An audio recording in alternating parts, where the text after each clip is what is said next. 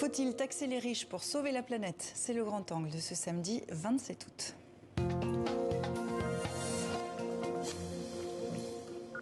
« 63 riches pollueraient autant que la moitié de la population française, 34 millions de personnes. Alors faut-il adopter un impôt climatique sur la fortune? C'est la proposition de nombreuses ONG et de certains politiques.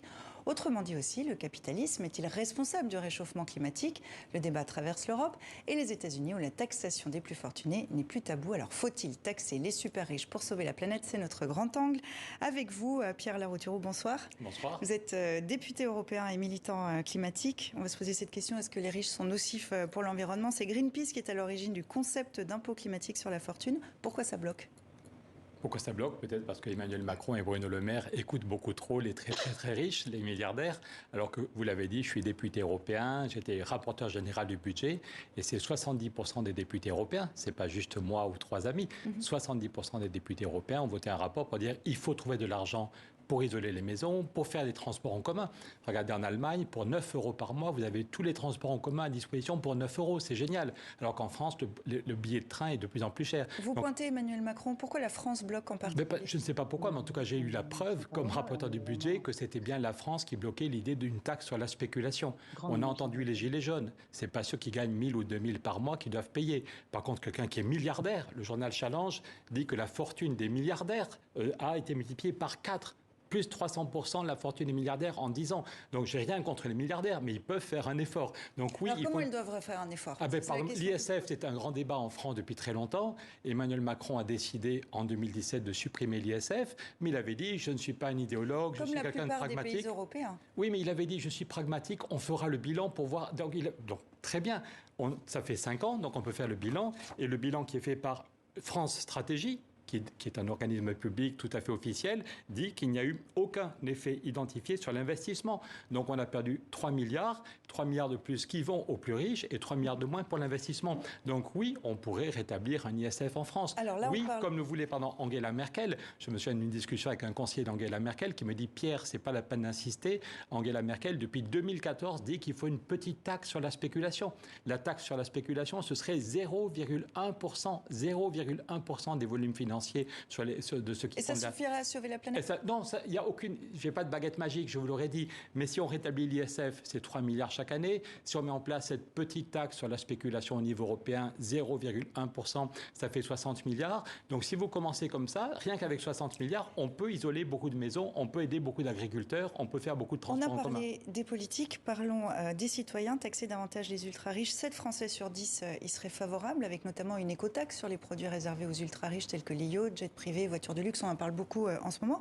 Mais une question très simple, est-ce qu'il faut taxer les riches ou leurs richesses polluantes? Le problème n'est pas monsieur ou madame, je ne sais même pas le nom de ce monsieur qui est milliardaire, je m'en fiche qu'il soit très riche. Moi, ce qui me gêne pas, c'est pas qu'il soit riche. Ce qui me gêne, c'est qu'il y ait des gens dans la rue qui soient très pauvres, des gens qui se disent le prix de l'électricité augmente, je ne sais pas comment je vais faire pour payer mon électricité et mon loyer dans 6 mois, et qu'on ne soit pas capable de les aider.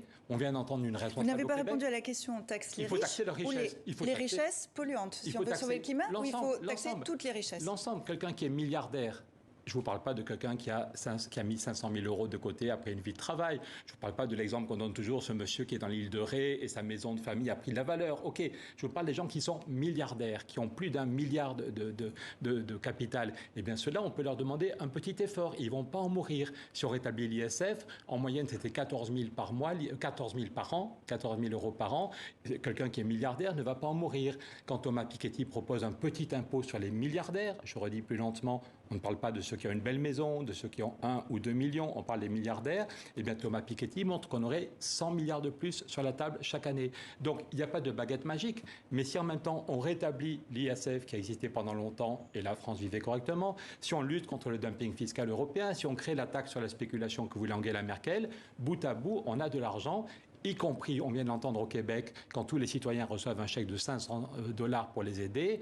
Biden avait donné 1 400 $ à chaque personne, chaque adulte pour l'aider face à la crise. Moi, j'aimerais que quand on voit le prix de l'énergie, j'aimerais que quand on voit le prix de l'énergie qui augmente dans tous nos pays, on soit capable. C'est l'actualité du week-end. Vous parlez de Joe Biden. Je vous propose, Pierre Larrouturou, qu'on parte aux États-Unis puisque le débat s'agite là-bas aussi. On retrouve Elisabeth Guedel, notre correspondante à New York. Bonsoir, Elisabeth. Aux États-Unis, taxer les ultra-riches n'est plus un tabou?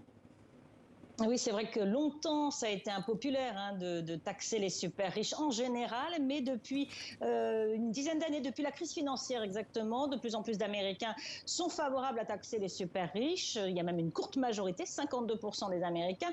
Alors, il y a eu cette proposition de Joe Biden pendant sa campagne de taxer les super riches en faveur pour financer sa grande réforme sur le climat.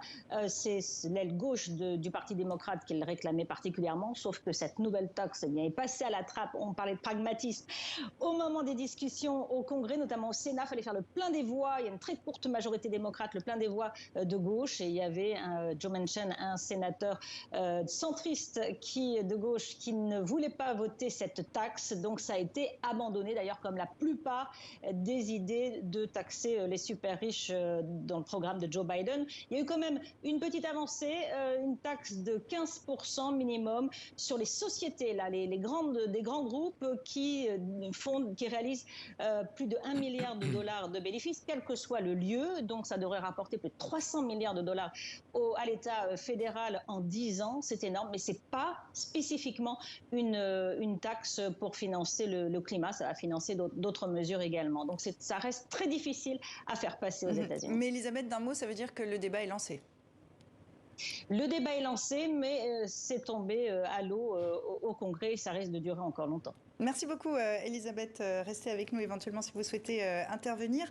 Pierre Larouturou, une réaction, les États-Unis, l'Europe, on voit qu'il y a des difficultés des deux côtés. Qu'est-ce que ça vous inspire? C'est parce que là, Joe Biden a un problème, parce qu'il a du mal à avoir une majorité assez large dans les deux chambres au Congrès. Mais on voit, s'il y a une courbe qui permet de montrer comment parfois c'est le monde à l'envers, c'est l'impôt sur les sociétés, le taux moyen d'impôt sur les sociétés en Europe. Quand j'étais petit, l'impôt sur les sociétés était à plus de 50%. On trouvait normal, quand un actionnaire crée une entreprise, il prend un risque. S'il fait des bénéfices, on trouvait normal qu'il y ait 50% qui reste pour l'actionnaire et 50% pour les services publics.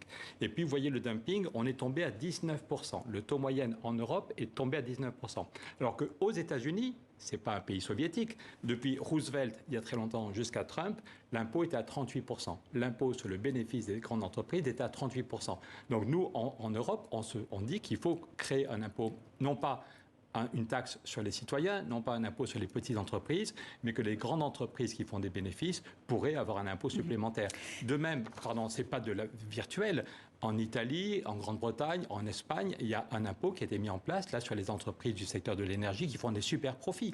Quand Total annonce plus de 13 milliards de bénéfices l'an dernier, quand Total annonce en gros 13 milliards de bénéfices juste sur la première partie de 2022, on peut demander un effort à Total pour aider les gens, non pas pour le président. Mon but dans la vie n'est pas de créer des taxes. Mon but est que les gens qui ne savent pas comment ils vont payer leur loyer, ils ne savent pas comment ils vont payer la rentrée de leurs enfants, les étudiants qui ne savent pas comment ils vont manger au mois de décembre, on va vers un hiver terrible. Il faut des aides pour monsieur et madame tout le monde. Et de ne pas leur faire supporter le coût de cette transition climatique à ces citoyens. On va en parler des citoyens justement. C'est la question de la justice fiscale en fait qui se pose, celle des inégalités qui s'accroissent aussi. On le constate depuis la pandémie et encore maintenant. Enfin, elle date d'avant, mais enfin la pandémie a accentué tout ça. Au Royaume-Uni, les Britanniques menacent de ne plus payer leurs factures d'énergie face à la hausse des prix. C'est une bonne idée d'arrêter de payer ces factures dans cette situation ? C'est mieux que de vivre à la rue, c'est mieux que de couper la nourriture à ses enfants, mais la solution, c'est plutôt d'arriver à stopper l'augmentation du prix de l'énergie. Et là, c'est pareil. En Espagne ou au Portugal, deux gouvernements qui sont des amis, Pedro Sánchez, un espagnol, socialiste espagnol, et Antonio Costa, socialiste portugais, ont dit c'est stupide que le prix de l'électricité soit fixé en fonction du prix du gaz, alors que l'essentiel de l'électricité n'est pas fait avec du gaz. Et donc, ils ont désobéi un peu aux règles de Bruxelles pendant quelques temps, mais ça y est, pour calmer l'augmentation du prix de l'électricité en Espagne et au Portugal, les gouvernements ont pris des décisions. Donc, on peut espérer qu'en France aussi et dans l'ensemble de l'Europe, on va changer les règles du jeu. Il n'y a aucune raison que le prix de l'électricité soit aussi important. Et puis, on peut donner des aides. On aurait dû isoler les bâtiments depuis très longtemps. Donc, il n'est pas trop tard. Quand Emmanuel Macron dit « mon deuxième mandat sera climatique ou ne sera pas », ce serait très bien qu'on isole les appartements et les maisons de tout le monde en commençant par les plus précaires. Et on a des solutions pour qu'il y ait des aides financières massives, mais ça ne va pas se faire en 3 semaines. Donc, il faut qu'il y ait des aides financières pour tous les ménages en France. On parlait des Britanniques. On voit que les grèves s'enchaînent. C'est une forme de fronde sociale. Je ne sais pas si vous êtes d'accord avec moi. Bien sûr.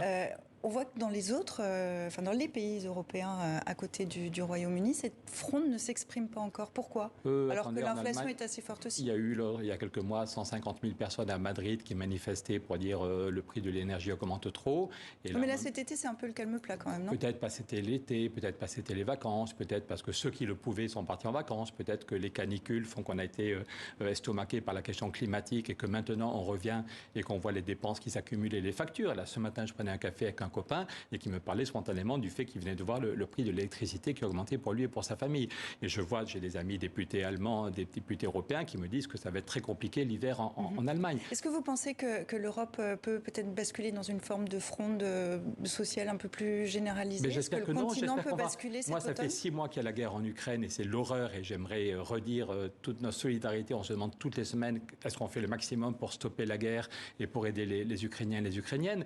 Mais après ça, depuis le début, on se rend compte qu'il y aura ces questions 2 semaines après le début de la guerre. On s'est dit comment on fait pour stopper la guerre et pour aider, mais aussi comment on fait pour limiter les conséquences sociales. Et moi, je plaide avec d'autres depuis le début pour qu'il y ait des aides. Quand le virus est arrivé, on a trouvé normal de mettre des centaines de milliards. Quand la crise de 2008 avait éclaté, on avait trouvé normal de mettre des... Voilà, c'est vrai pour tous les citoyens en France, en Allemagne, en Espagne, en Italie, mais c'est vrai aussi quand on dit qu'il y aura des émeutes de la faim en Algérie, en Égypte. Moi, je suis allé en Ouganda sur les questions climatiques cet été. Il y a eu 900 personnes qui sont mortes à cause de la sécheresse dans le nord de l'Ouganda. Et on dit que si on laisse spéculer, si les marchés continuent à spéculer sur le prix des céréales, on a des millions d'hommes et de femmes qui ne pourront pas manger à leur faim en Afrique. Donc on promet que la spéculation aussi. Et donc là, je trouve que l'Europe doit réagir beaucoup plus vite. Soyons clairs, comme citoyens et comme députés européens, je pense qu'on n'en fait pas assez pour aider les gens en Europe et en Afrique. Finance, climat, réveillez-vous, les solutions sont là. C'est le livre que vous signez avec Jean Jouziel et avec Anne Essel, je le signale en passant. Merci beaucoup Pierre Larrouturou d'être venu nous voir dans 64 minutes. Je vous dis à bientôt.